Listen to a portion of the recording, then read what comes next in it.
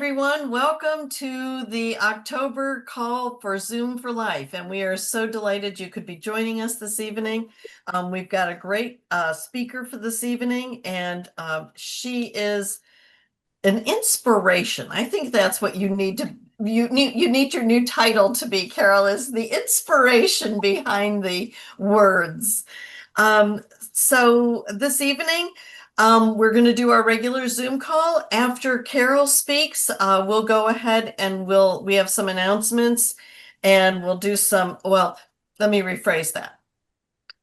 Before Carole speaks, we'll do a little bit of a devotional, just a short little story that I want to share with you about a saint. And then we'll introduce Carole to join us. And then after Carole is done sharing, we'll do a question and answer time with her. So if you have a question that comes to mind as you're listening to her presentation, jot it down so you can ask it to her. And then we will start doing announcements at about 8:50. And I have a couple of fun announcements to share with you. So I hope you'll stay on. Okay, we are officially recording, which is good because we were not recording the last time I did this. All right, so this is just a sweet reflection from a friend. It's from John 16:21. One of those verses that you kind of like read it and you're like, where do I go with it? And I had never gone here with it.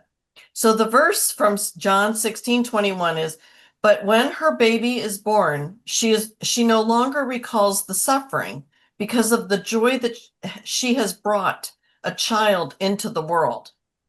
So the mama is excited. She's happy. She's feeling rejoicing. She's forgetting her pain. And any of you who have given birth can appreciate that experience of, boy, it's a lot of pain. Boy, it's a lot of pain. And the baby comes out and they put it in your arms and you don't recall the pain at all. It is probably one of God's greatest miracles, the way he does that. But I've never known this. There is actually a saint, a patron saint of pregnant moms, of childbirth, and of unborn children. And her name, or his name, I guess it's a him, is Saint Gerard Majella. And he's from a 18th century. And the concept is that thousands of children have been named after Saint Gerard by parents who are convinced that it was his intercessions that helped them to have healthy children. And so the concept, the devotion that I was going through, and I found this, was the idea that you could pray to a saint to intercede for the mothers who are having difficulties in pregnancy and childbirth and show us how to help them. And what made me decide to share this is that this year I have prayed for now 13 women giving birth this year for babies. I don't know about you all, and maybe it's just been an unusual season in my life with young women that I know, but I've never prayed 1 year for 13 babies that were due to be born this year. So far, all have been born healthy and safe and well. We have 3 more that still are due to be born in November. The gift of praying for moms. And Scott, I know you have a grandbaby that's due. And so the idea of praying daily for those babies. Cindy, I know I prayed for your daughter, and her baby was one of them. What a great gift it is to be able to pray for these unborn babies, their moms. I always explain to the mom that I kind of pray for the baby and the development until about the 7th month. And then I transition to praying for the mom in the delivery process, because we know that, that becomes a little bit of an anxious time and a little bit of a, how's it all going to go, and the delivery date and all of that. So I just wanted to share with you, I've never known that there was a saint that we could pray to for babies and moms. So Saint Gerard is our patron saint of delivery. But more than that is the privilege that we have the calling that we have to pray for these newborn babies, these new babies as they're being nurtured and woven together by God in the womb. Sometimes I pray for their faith. Sometimes I pray for their career path. Sometimes I pray for the families that they'll have. It's just they're innocent little lives, and we kind of take that for granted that's all going to be well. But praying for them and then praying for their mother's delivery process and adding the dad in there too is really a sweet ministry as well. So I just really want to commend you all to do that and to keep that in mind. It's one of the best lists that I have in my little prayer packet it's just kind of I don't know, a bunch of papers clipped together, but it's my prayer packet, and praying for the mamas and the babies is some of my favorite times. So anyhow, that's my devotion tonight. I wanted to just share that because I want us to be praying for these little ones. And I will say this in closing. I think there's so many things, including something as simple as a vaccine, that can do detrimental harm to our children, to these newborns. And so I think praying for them, especially because there are so many things coming at their little bodies and they'll have to deal with that we never had to. So I just feel like God needs to wrap them in an extra layer of love and prayer to protect them going into a world that is much different than the one we were born into. So that's my heart for praying for the little ones. So, all right, well, let's move on from here. And now we get to have the fun part of introducing our guest speaker. I have known about Carole for many, many years, and it was only earlier this year that she magically appeared at a meeting, and I was standing in the lunch line, and she introduced herself, and I was like, oh my gosh, she's a real person, because I have read every article this woman has ever written.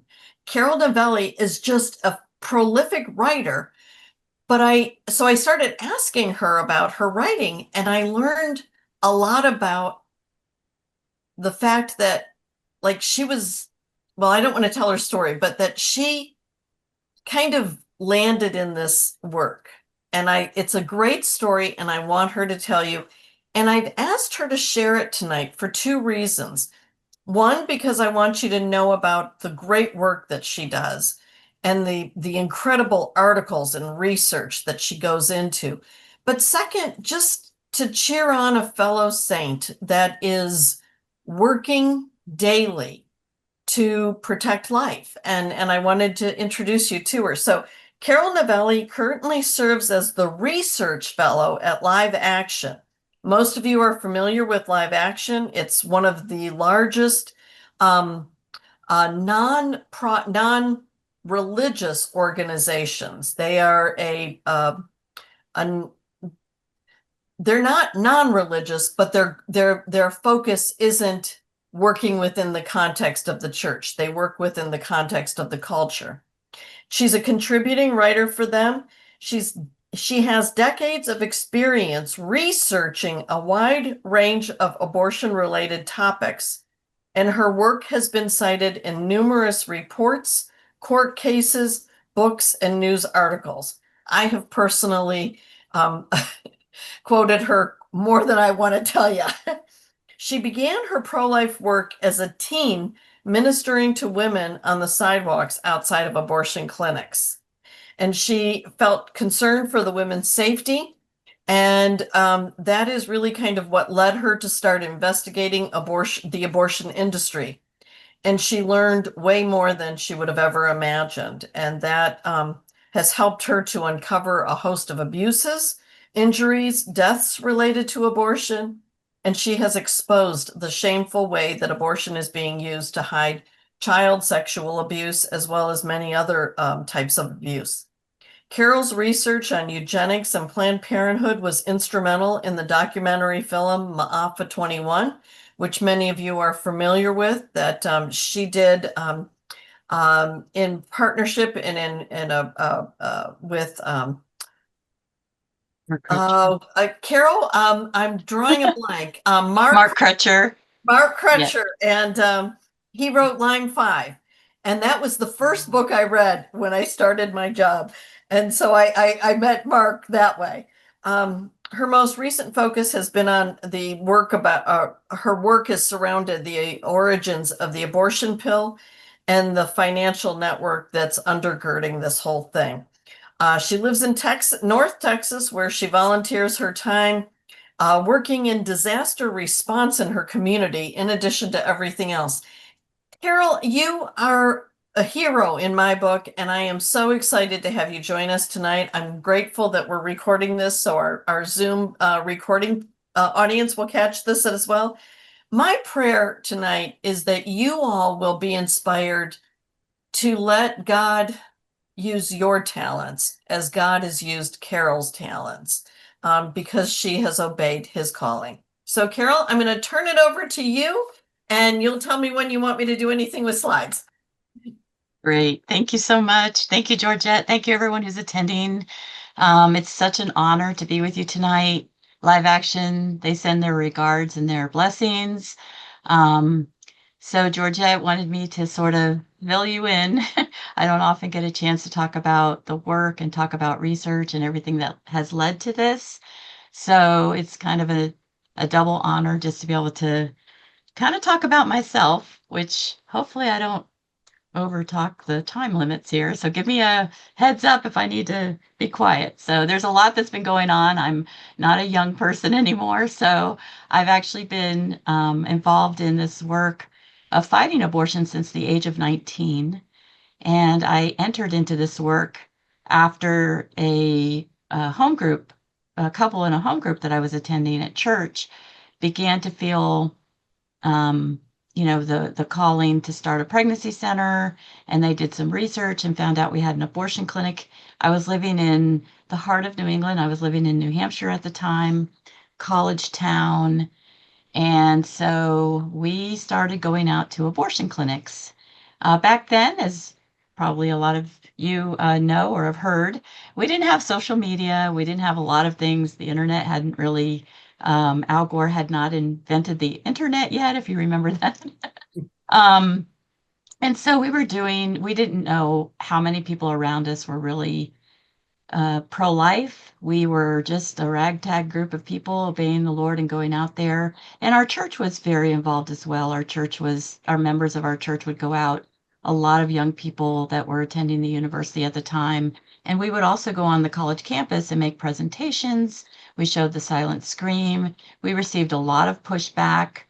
And that's kind of what I think began to form me and just being able to respond, being able to learn. I think it's really important, as the scripture tells us, to learn. I look at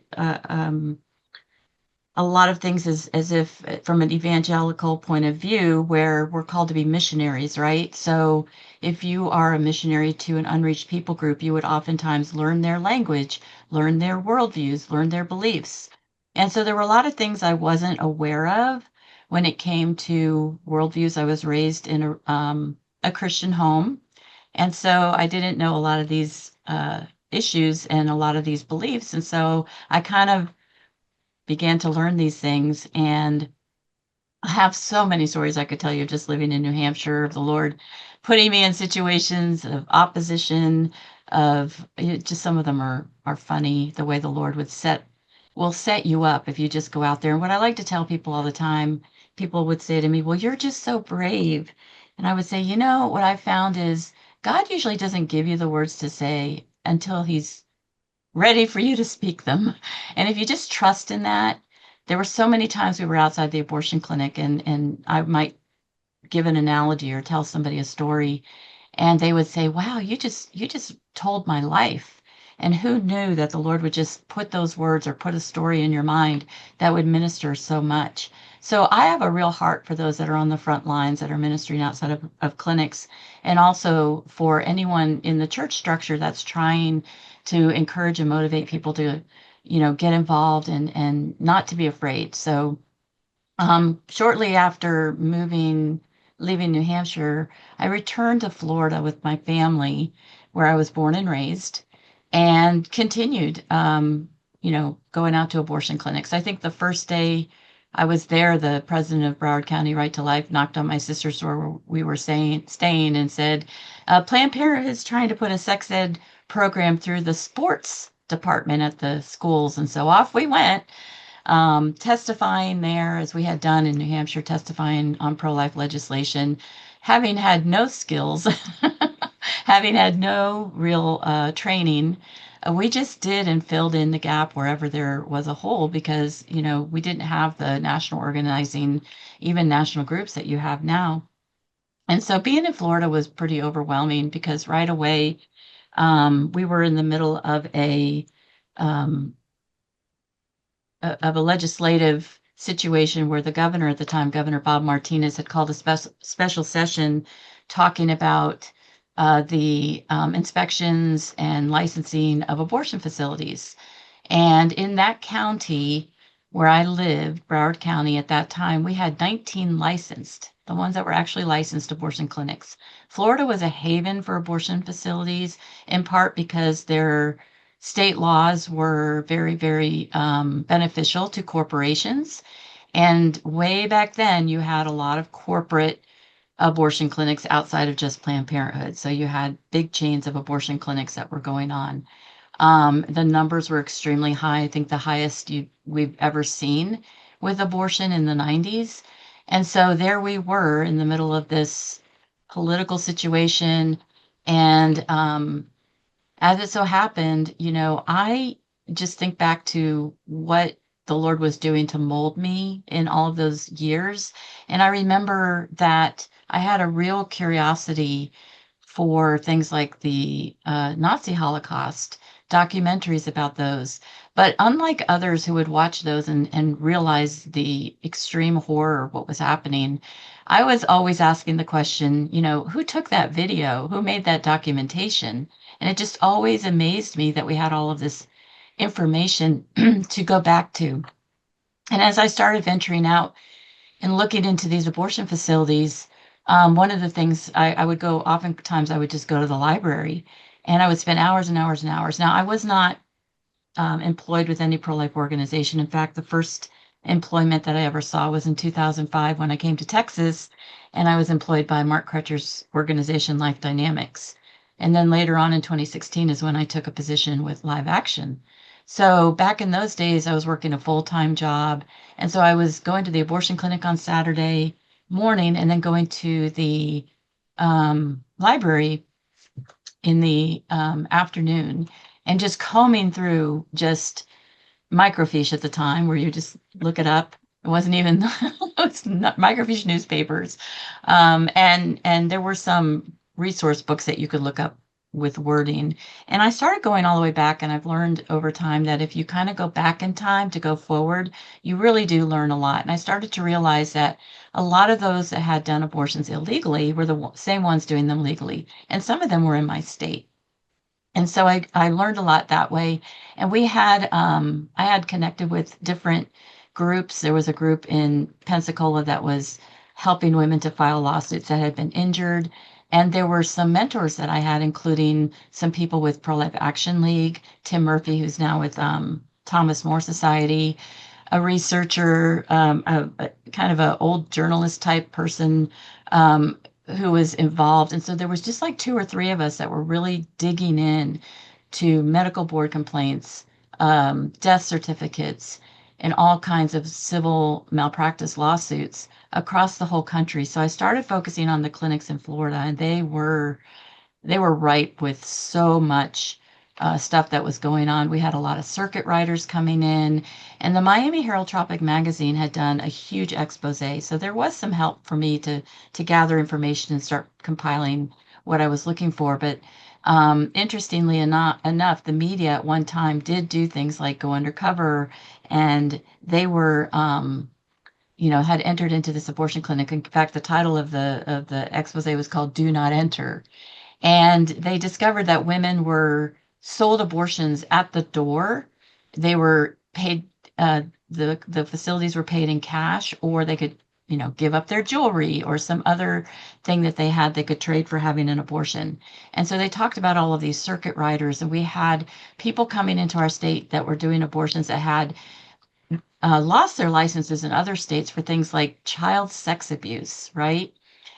We had a facility in Florida that I had discovered by requesting not only the medical board documentation of the abortionist, but also any of their anesthetists, nurses, things like this. And their nurse anesthetist had at one point been disciplined because when the state agency that was licensing abortion clinics had gone in, they found these photos. And I'm not even going to describe what they found in the photos, but imagine you're a woman who's laying on an abortion clinic table. You were sold anesthesia at the door. You may not have even known that you shouldn't eat 24 hours prior. Um, and the workers who sold you that anesthesia were paid a commission to do so to increase the cost of your abortion. And so the male nurse anesthetist was photographing you, and you can imagine where those photographs were angled.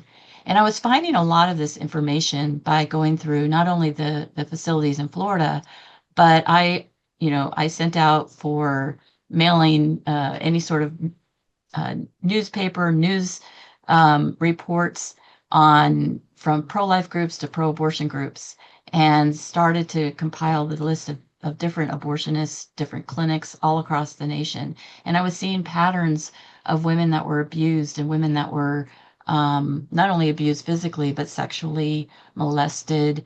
And so I began to compile a lot of that. And a lot of that research ended up making its way into Lyme 5 through another author who compiled the documents after I did. And so that was really weighing on me, was, what was going on, the women themselves and what was happening with women.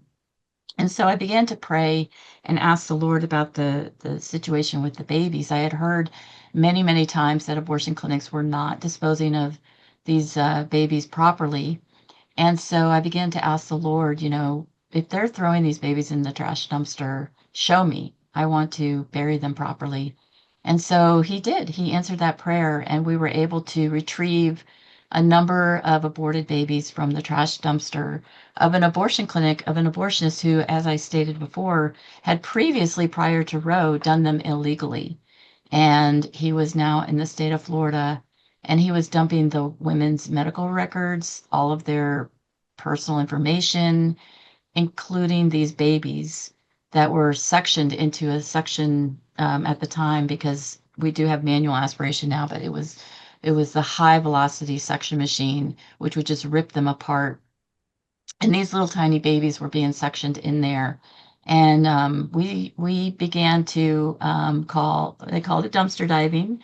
And so we just grabbed some bags, and there it was in the first bag. And the first sack I opened up was a little fully formed arm of a first trimester baby, and it just grieved my heart. And so our church held a memorial and a funeral of sorts for these children, to give them, some dignity, and to bury them. And I was very grateful that our church was very supportive and very open to doing that. We had the media there, and so yeah, it was quite traumatic. I think that was the part that really motivated me the most after seeing these children, because to this day I've never been married, I've never had children. That's what I thought I was going to be doing in life. I thought I was going to have to be married and have children, and God had other plans. And He took these curiosities and ideas that I had, and literally, when we were sending out, or I was sending out for information on various abortionists, I remember coming home and just finding envelopes of information and thinking to myself, I don't remember asking for this. And literally, they would appear to me out of nowhere. They would just be sent to me from licensing information, licensing organizations, which I believe the Lord would have just had them, his angels or whatever, request them, and then they were kind of landing in my desk. And I do believe that the Lord is able to give you anything you want to know. He's got the wisdom, and He's able to do that. And so we were just uncovering and writing back and forth letters to the licensing bureaus, letting them know this abortionist was unlicensed and now he's in your state committing abortions. And seeing them pull the licenses of these doctors was really, um, it really warmed my heart because I knew that both babies and women would be protected.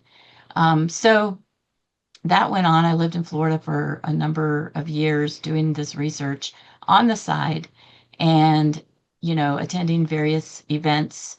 I'll tell you about one interesting event. I had heard about Planned Parenthood speaking at an event called Voice for Choice. And so I felt like I needed to attend, and I couldn't get anybody to go with me.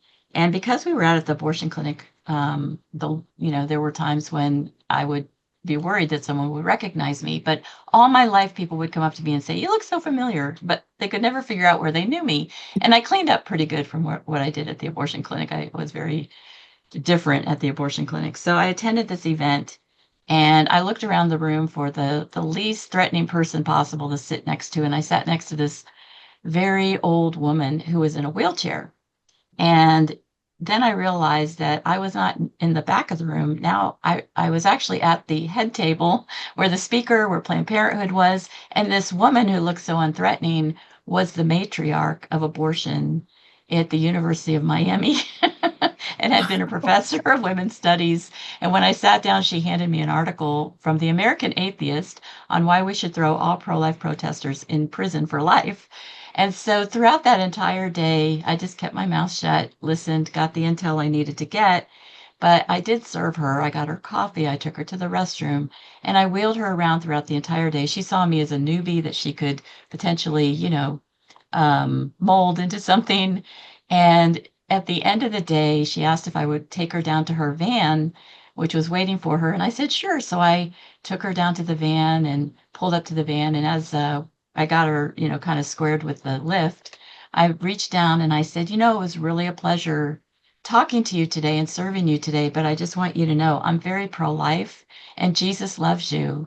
And I just wanted you to know that. And then I turned around and left and didn't even look back. I didn't even want to know. So I know that God cares about the details because he set me up to minister to this woman who was, who knows how many days she had left. And she was extremely bitter in her old age about, what she had experienced in life.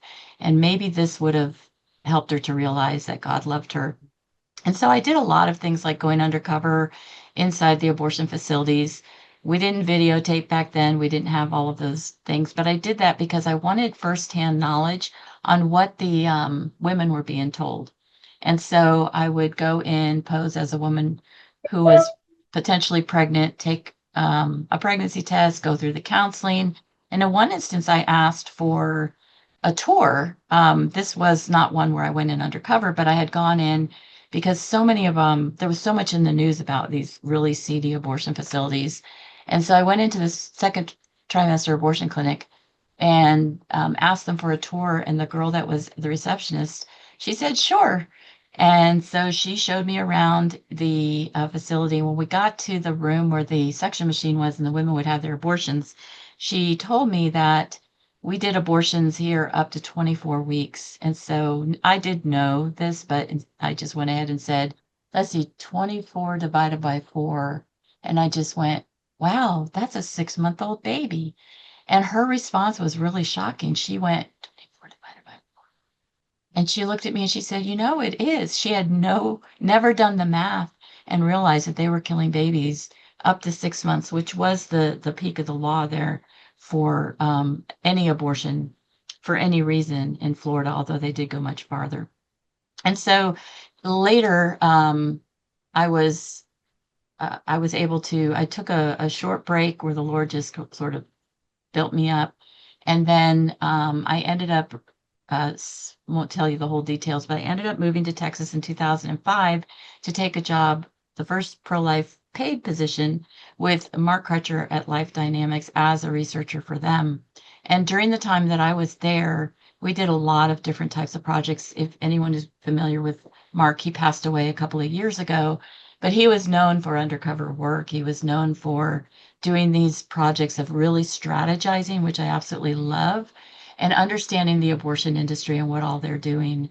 And so we did a lot of work, and that is where he had already done a whole series of video interviews, 600 to be exact, phone calls that he had done prior to me coming, where he had queried Planned Parenthood using an actor who was saying that they were around 14 years old.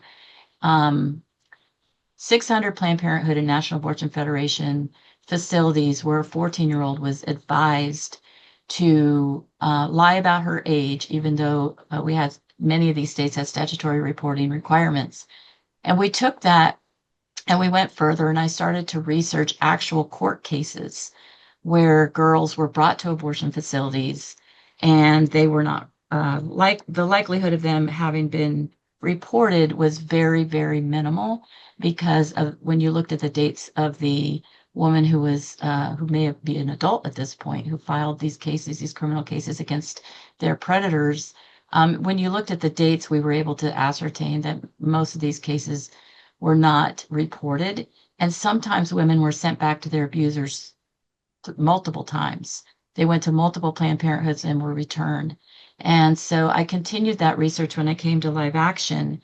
And that was the impetus behind our aiding abusers. As you know, Lila Rose herself went into Planned Parenthood and posed as a teenager seeking an abortion, impregnated by a much older male, adult male.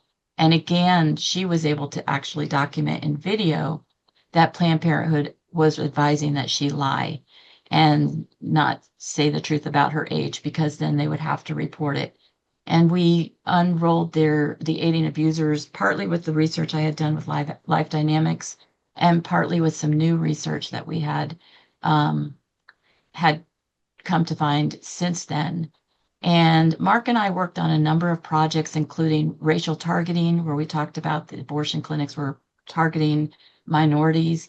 And that sort of morphed us into a really big project that a lot of you might be familiar with, which was the documentary film Ma'afa 21. And that film began as what was going to be the chapter in a book that Mark was writing on eugenics.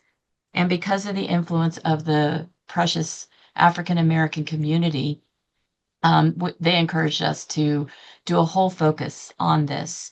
And so that went from what was going to be one chapter to being a 2.5 hour documentary with a lot of information left on the cutting room floor that we did not put in there. And it was, we released it in 2009, and it was an incredible game changer for the Black community. I was taking phone calls on the daily from Black professors and women and men and church leaders who had participated in abortion or did not know about Planned Parenthood and the whole eugenics movement. And we were seeing more and more people show up to the March for Life, people of color that were enthusiastically now pro-life. And it was interesting because before I moved there, this is how the Lord works, right? Because in that little time, that little gap before I relocated, I remember, being involved in some Intercessory for America prayer groups. My dad had come and said, the Lord is putting on my heart for me to pray for the Black community with regard to abortion. And little did I know that within a few years, I would be part of the impetus to ignite that community and really educate them on what was going on. And if you haven't watched Maafa 21, it's MAAFA 21 for the 21st century. Maafa21.com. Live Action also has it on their YouTube page. And so there were so many different amazing stories I could tell you of working with Mark. He was an amazing strategist, and I miss him. The pro-life movement lost a good one there. And then fast forward to 2016 when I took a job with Live Action, and one of the first assignments I was given was on the abortion pill. And so I have a sort of a theory with regard to abortion that there's no point in everybody swimming in the same pond. And so if I can't add or contribute something new, I get really bored with any particular topic. And really and truly back then, working on the abortion pill information, there wasn't a lot of information on the abortion pill. but I tried to look at it through a different lens than maybe most people. And so I did study the FDA's approval process, but I like to look at who the individuals were. And I don't, I know this isn't a webcast about that topic, but that's kind of how I looked at it. And, part of the things that I would do when I was doing research is I would just pray, and the Lord would pop these search terms into my head. And then when I would search them, not instantaneously, but it would lead me sometimes down this pathway The of, rabbit holes. yes, of information that, I hadn't really thought about before, or information or of how to look at the information. And so the Lord is always faithful to give you what you need. And that's what I encourage other people that are looking into research is don't just don't just, kind of take other people's work and write a glib or two around it. Really pray because every single person who enters into the research side has a particular focus and calling. I can look at abortion pill information and 20 other groups like Charlotte Lozier or Students for Life, um, Family Research Council, which had a lot of history on that. They can look at it from different eyes and different lenses, and we can all come together and see different things. And so I really think it's important that we bring what God is putting in our heart and what He's leading us to find. And so that was one thing that I worked on and I continue to build and work on.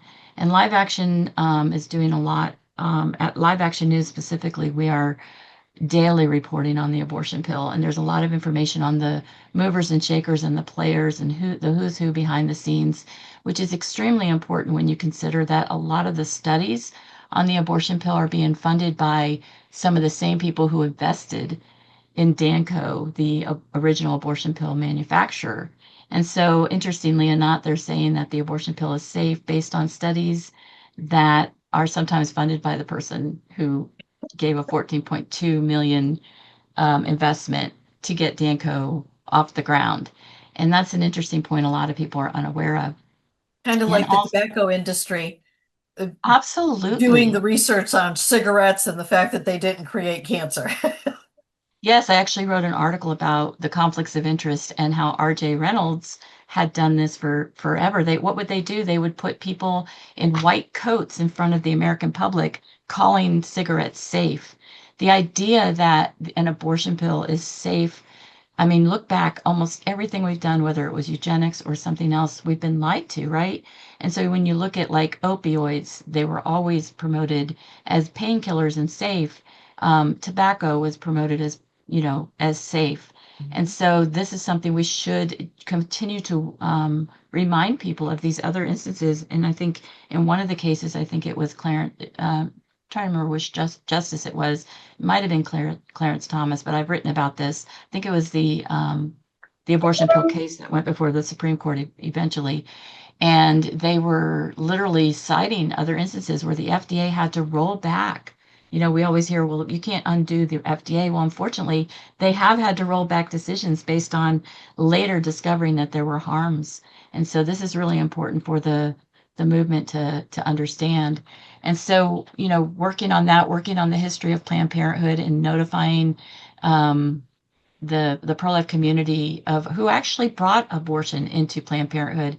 A lot of people are unaware that it wasn't Margaret Sanger. Margaret Sanger was literally um, she opposed abortion only because in her day it was very harmful for women because prior to a certain date we didn't have antibiotics and other things, and she saw it as dangerous. So she was the impetus behind like forced sterilization, eugenics, but it was a male doctor there who went on to be a president, Alan F. Guttmacher, who actually brought abortion into Planned Parenthood. And when they rolled that out, they used their very first Black board member to make the announcement.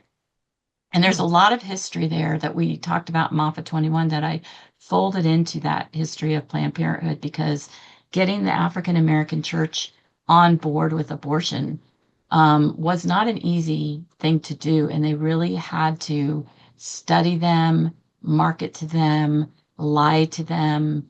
And so by putting these faces, out in front, which Planned Parenthood still does to this day, of pitching abortion as a good and having a black face because you're talking about coming in off of the 60s, the civil rights movement, and they needed these faces. And prior, it's interesting because prior to a lot of people don't know this, but the American Medical Association used to have an anti-abortion stance, and then they and there was a national black medical association. And I like to do timelines, and shortly after they merged is when you began to see this push to try to, bring in the Black community on abortion.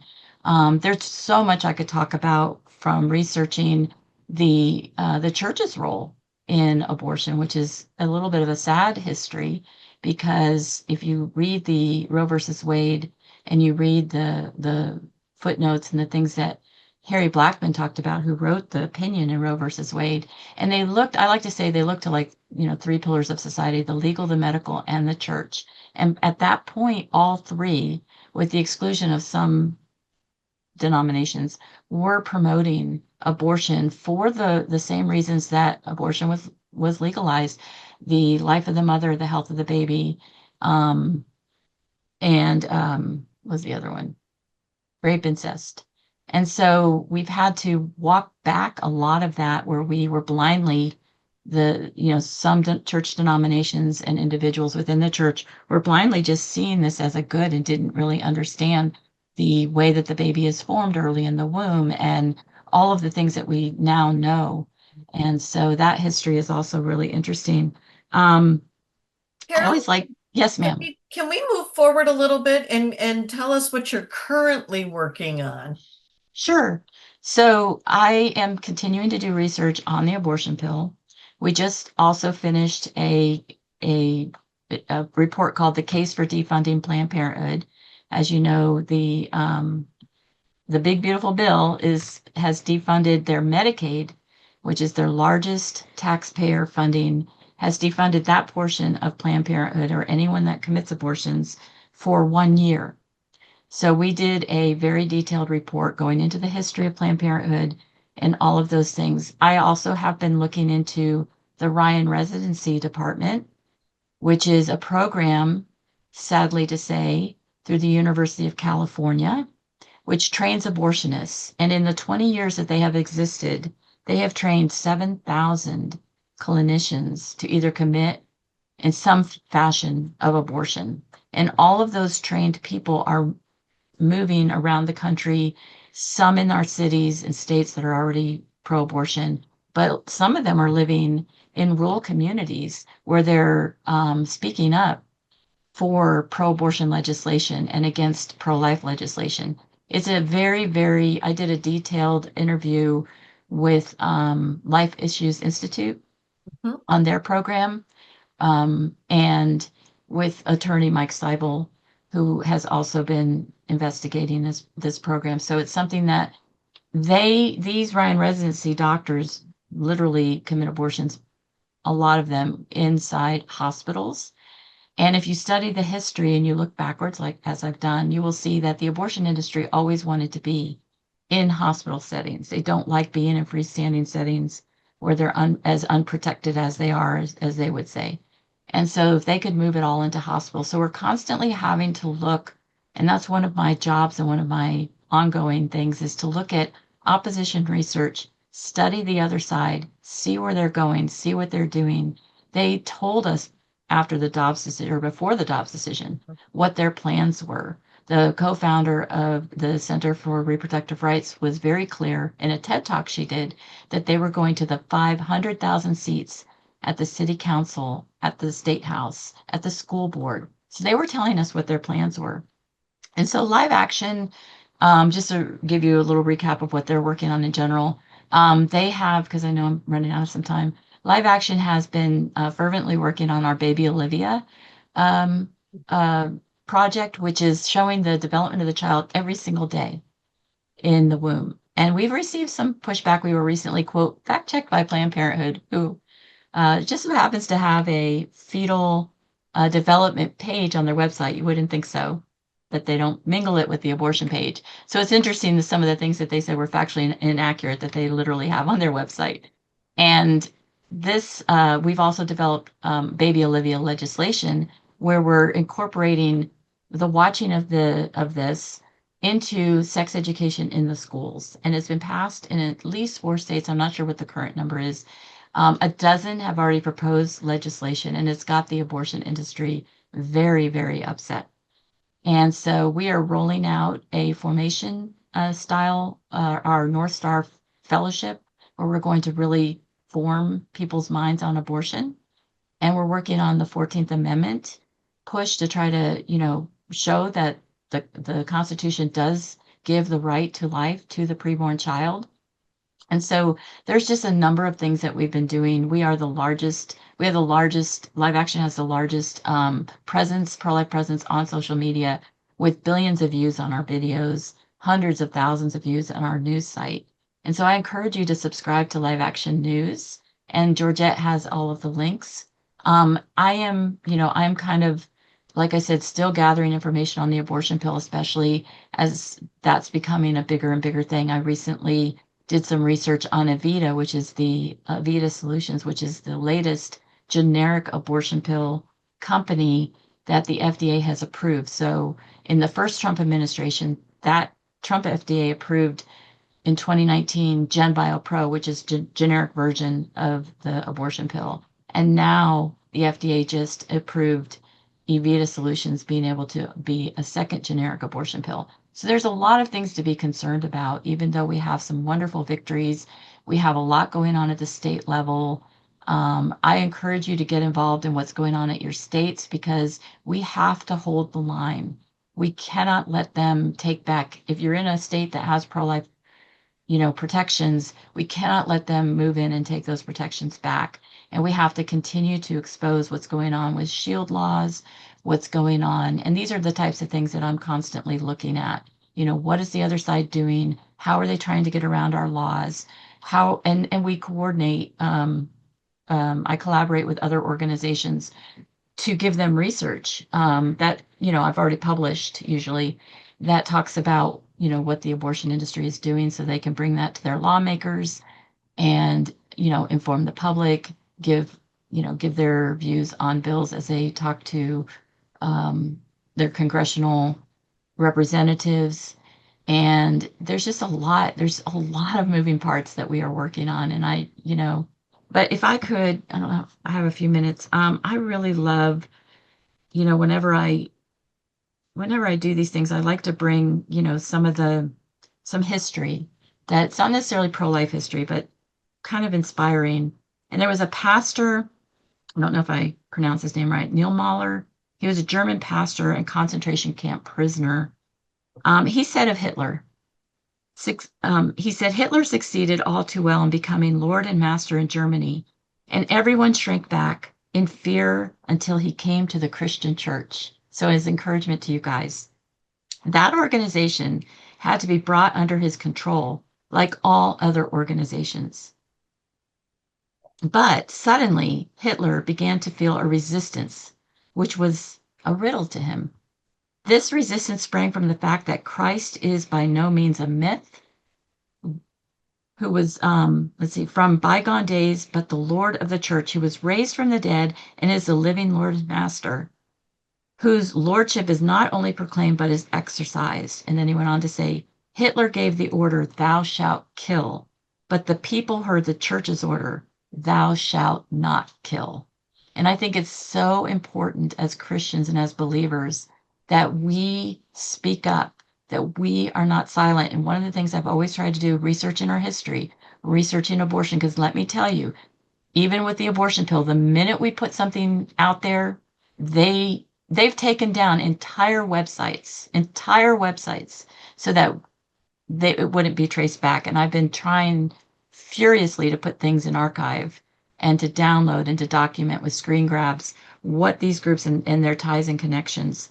But it's our voice in this day and age that is the one that, just like when I looked at that baby, making these children our own, going out there, speaking up, having that fire in our belly to say, we're not going to quit until every child is absolutely protected.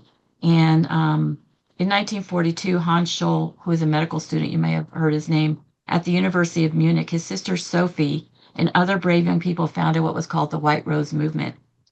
And they were one of the few groups that spoke out against the Nazi genocidal policies. And they would say, "We will not be silent." They wrote to their fellow students, "We are your bad conscience. The White Rose will not leave you in peace." And Sophie once said, "The real damage is done by those millions who want to survive, the honest men who just want to be left in peace, those who don't want their little lives disturbed by anything bigger than themselves, those with no sides and no causes, those who wouldn't take measure of their own strength for fear of antagonizing their own weakness, those who don't like to make waves or enemies, those for whom freedom, honor, truth, and principles are only literature." They opposed the German Nazi Holocaust, and for that they were hung and killed by the Germans. But a memorial of the German resistance reads, "You did not bear the shame. You resisted. You bestowed an eternally vigilant symbol of change by sacrificing your impassioned lives for freedom, justice, and honor." And I really like to encourage you and thank you for all that you're doing to just keep speaking, every single individual person you speak, and use your talents, whatever that is. We're never too young and we're never too old. And God will give you the words to say. And if there's something you've been wanting to do, get in there and do it. Even if you think someone else is already doing it, He will give you the creativity to do it in the way that comes from your heart and the gifts that He's put in you. And relying on the Lord, it's difficult and it's hard, but doing this work and going out there every single day is just amazing. And one more quick thing, this month is my birthday, and one of the few babies that I had the privilege and honor of knowing about saving outside of an abortion facility in Florida, there was this young girl. She walked up, she saw a picture, it was somewhat graphic, and she just kept staring at that picture, and she said, I just prayed that God would give me a sign not to kill this baby. And she kept staring at that picture, and we took her and we assured her that there would be help. And she didn't want us to continue calling her because she was living with her parents, and we didn't even know. We had to leave her in the Lord's hands. And one day she showed up at my friend's house where I had brought her to show her that there would be a home for her if she decided that her parents couldn't help her and she needed to move out. My friend would be willing to take her in, and she showed up there, and we called her, we took her to church, and I'm like, "Oh, she had the little baby with her." And I said, you know how much did the baby weigh? Tell me everything. What day was the baby born?" And she said, "The baby was born on October 25th." And I was like, "What? October 25th?" And she's like, "Yes." And I'm like, "That's my birthday." And I have lost touch with her, but oh my goodness, I would just can't even imagine what God had in store for that little life. And there's just so many times where you don't know your impact. You don't know if that one person, that day there was just two of us outside an abortion clinic in a very, very hostile environment. And, that little girl had been praying that God would give her a sign. So I never didn't want that to be underestimate what true. God can do. And thank you all for what you're doing. Oh, thank you, Carol. That was delightful and exactly what we were looking for. We're running a little late, but if you have any questions for Carol, and I'm going to go ahead and change the view so I can see everybody's hands. If you have a question for Carol, I'd be happy to entertain that for you. Leslie, unmute Okay, yourself. I'm mute. Hi. Okay. I I've also heard that the environmental people who aren't necessarily Christian, but they're interested in the environment is relating to the pill and what's being, put in the water and what kind of effect. Is there any connection there, or what's happening on that front, if you know? Sure. So I have not, again, because other people have taken that Oh, aspect of the abortion pill, but that I would, Liberty Council and Students for Life have been looking into this. I was able to give Students for Life the original documents that show that there was no environmental review. And that's the benefit of working together, as a pro-life movement and using your own talents. And then they've been taking it and with some success moving into that area because now, yes, of course, moms are having abortions just, sitting on their toilets. And so everything from the placenta, everything is just being disposed, and the chemicals from the abortion pill are potentially leaching into our water supplies. And so there is, as far as what they're reporting, there has been no environmental review. And that is supposed to be required. And that's just another thing that we need to be pushing the buttons on with the FDA to get them to review the original approval of the drug. And thank you. That was a great question. And I'm happy to share that I just read an article this afternoon from one of our leader groups that the EPA is actually now thinking they're discussing the types of testing they can do.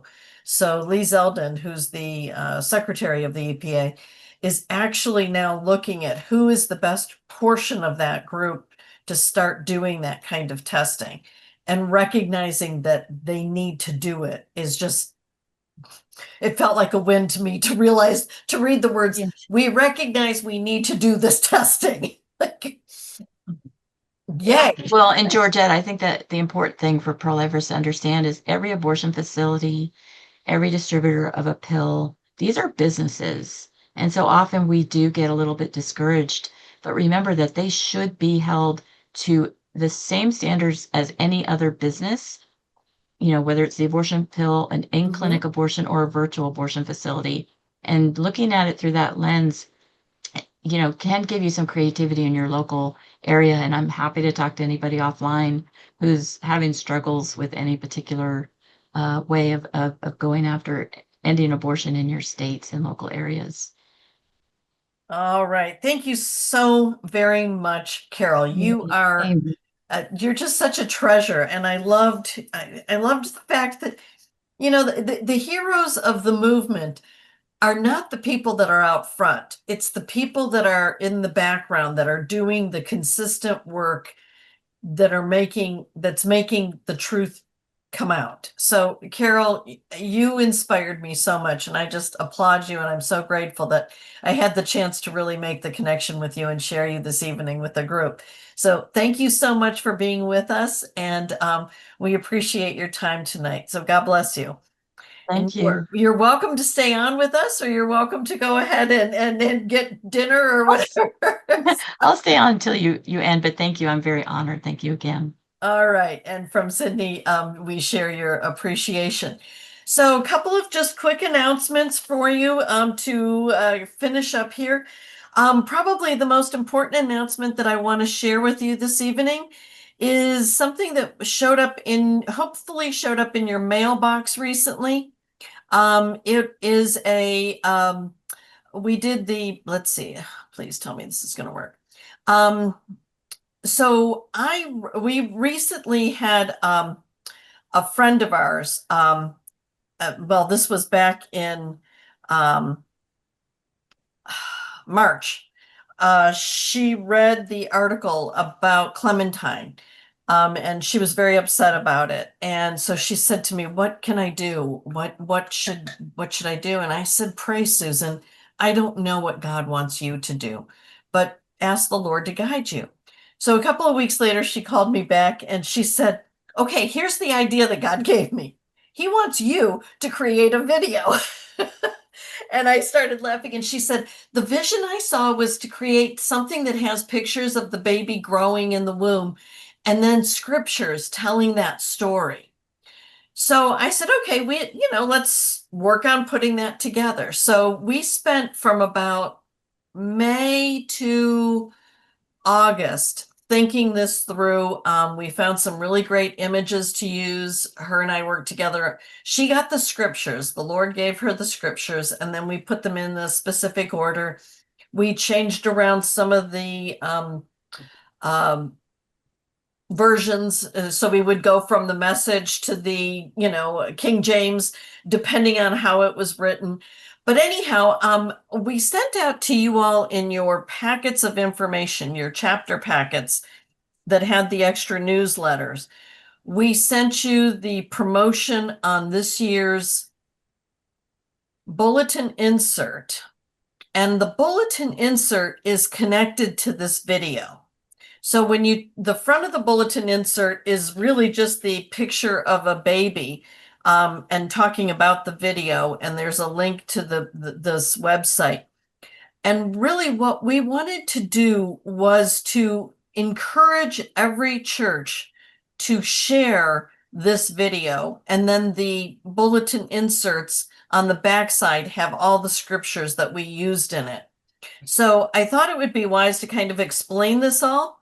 The other thing that I want to explain before I show you the video is that we were given permission by the ACNA leadership, Archbishop Steve Wood, to actually make Sanctity of Life Sunday, to make that kind of an official special Sunday in the Anglican Church. And given that Mission Sunday is a few Sundays after what is Sanctity of Life Sunday, we decided to simplify the name of Sanctity of Life Sunday. And so we are now branding it Life Sunday. And so every church is going to be encouraged to celebrate Life Sunday. And we're going to encourage every church to use this simple, sweet video. So I want to play the video now for you, and hopefully you'll hear the sound. You know, I'm always hesitant about how all this is going to work. So, and you guys in your packets have a link to this video as well, because on the bulletin is the link to it. It's Anglicans for Life / Sanctity of Life, SOLS 2026. We gave it that title before we knew we had the green light to do Life Sunday. Anyway, all right, so I want to share this with you all, and you can, and then you'll have access to it. We'll be sending out lots of promotional stuff so that this can be downloaded at your church, and you can play it on Life Sunday in January, and share the bulletin inserts to go with it. So here we go.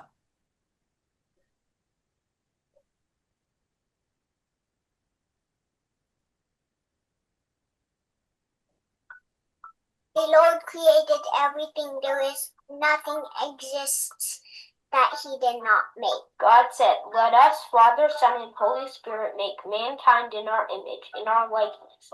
In the image of God, he created them, male and female. He created them." Before I shaped you in the womb, I knew all about you. Before you saw the light of day, I had formed a plan for you. Thus says the Lord your Creator, he who formed you. Do not fear, for I have redeemed you. I have called you by your name. You are mine. You are precious in my sight. You are honored, and I love you. Do not fear, I am with you. I have created you for my glory. I have inscribed you on the palm of my hand. You are continually before me. Thus says the Lord, who made you and formed you from the womb. Who will help you? Fear not, my child. I will pour out my spirit on your offspring and my blessing on your descendants. The Spirit of God made me, and the breath of Almighty gives me life. For you formed my inward parts. You knit me together in my mother's womb. I will praise you, for I am fearfully and wonderfully made. Hand made me and formed me.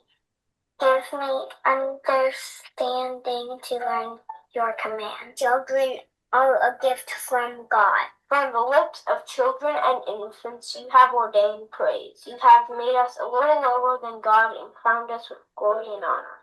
Whom we live and move and have our being. We are God's offspring. You are worthy, O Lord, to receive glory and honor and power. For you created all things, and by your will they were created and have their being.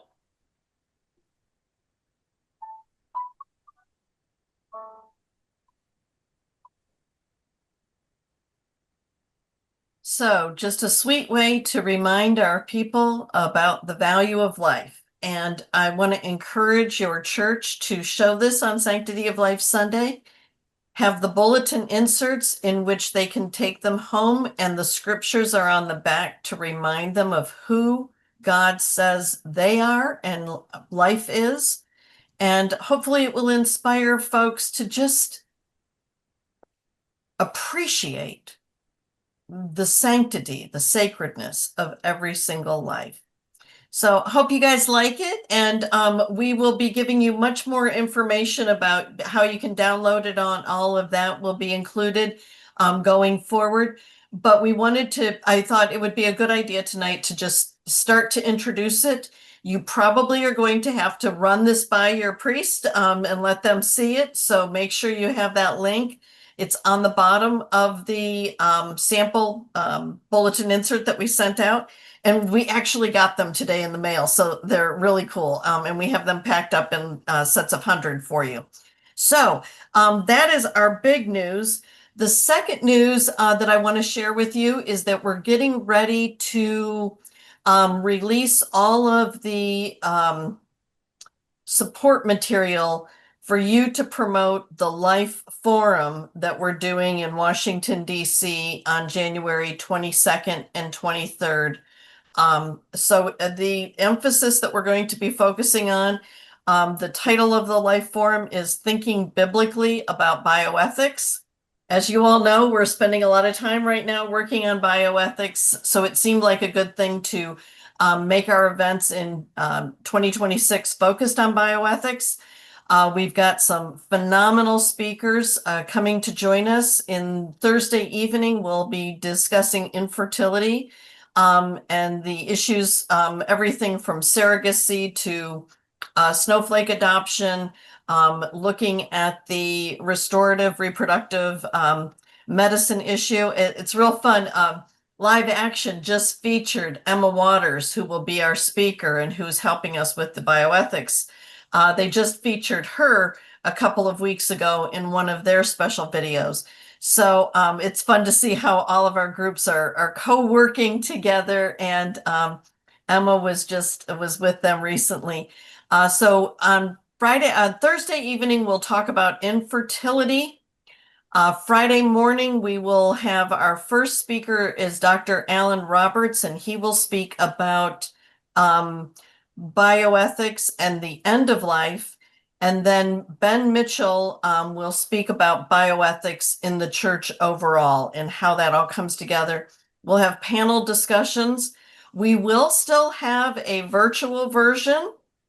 We will still have the worship service, but we're kind of pushing it all together. So our event starts Thursday evening with Emma talking about infertility. We'll have a panel discussion.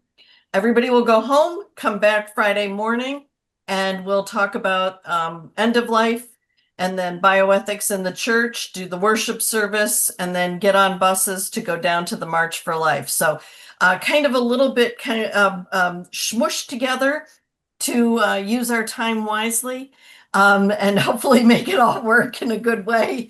So be praying for us. And all of the information is under the events tab on the website. So you can find the Sanctity of Life tab there, as well as the Life Forum information. And this year's events are referred to as Life Forum events. And the theme is Thinking Biblically About Bioethics.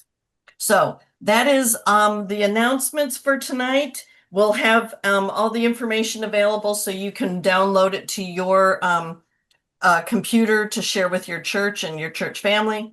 And I think that covers everything. Does anybody have any questions before we pray? Leslie? Oh, there we go. Not a question, but just to invite everyone who's on here to the SWAT Yes. prayer time. That Yes. is, yes. You know, When is it? next Monday, isn't it, Nick? The third Monday at Mhm. noontime. And Lori can, if you want to join us, Lori can send out the Zoom information. But to please join us. It's just from 12:30 to 1 that we hold up Anglicans for Life as the organization in prayer. Yes. So you're all invited.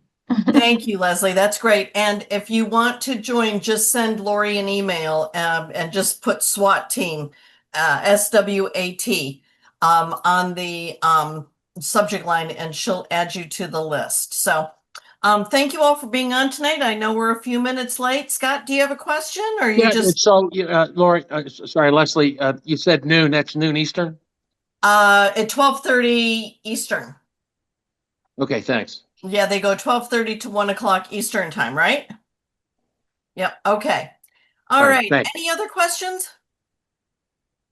All right, so Ed, one of our chapter leaders, as well as our board member, as well as Leslie, you're also a board member, and another new person coming on pretty soon. So Ed, will you close us in prayer, please? Yes, let's pray. Heavenly Father, we give you thanks for this time. We thank you for the technology that allows us to gather from across the country. And we just give you special thanks and praise for the work of Carole and the various ministries she's been a part of. Just continue to bless her, keep her in your presence, and keep her doing what she's doing best, Lord.